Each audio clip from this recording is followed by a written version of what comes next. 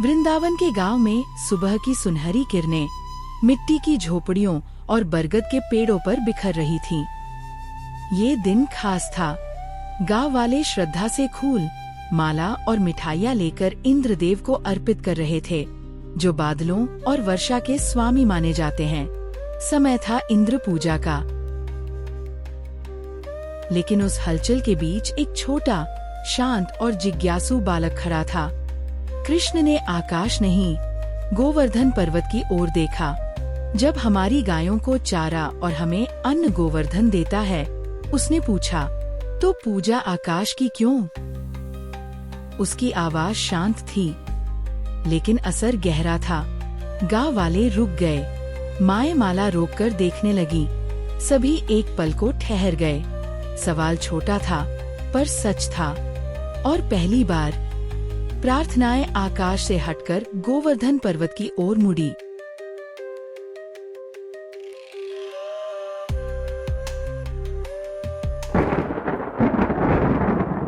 पर कहीं दूर आकाश में हलचल हुई।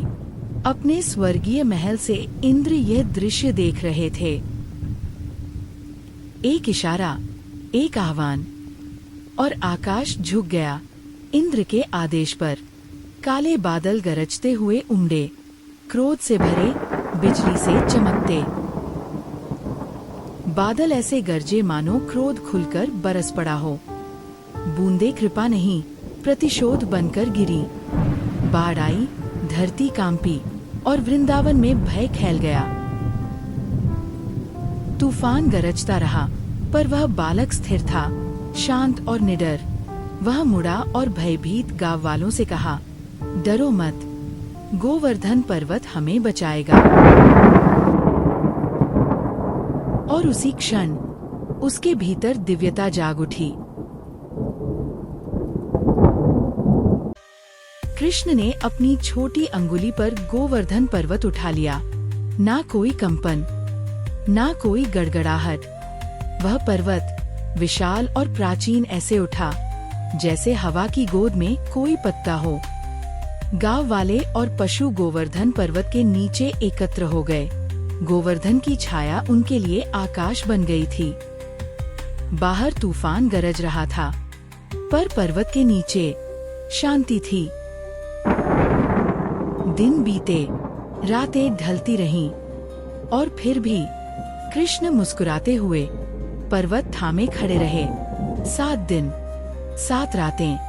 गांव ने एक बालक में चमत्कार देखा। इंद्र अपने बादलों के महल से सब देख रहे थे। उनका क्रोध अब टूटने लगा था। यह कैसा बालक है, जो एक पर्वत को अपनी अंगुली पर थामे खड़ा है?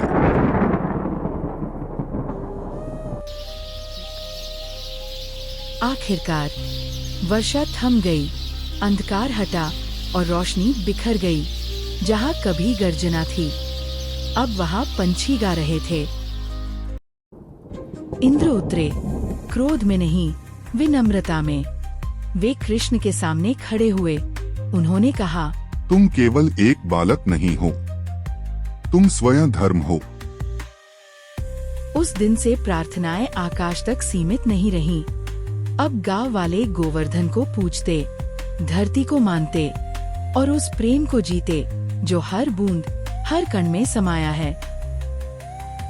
संध्या की किरणें ढल रही थीं।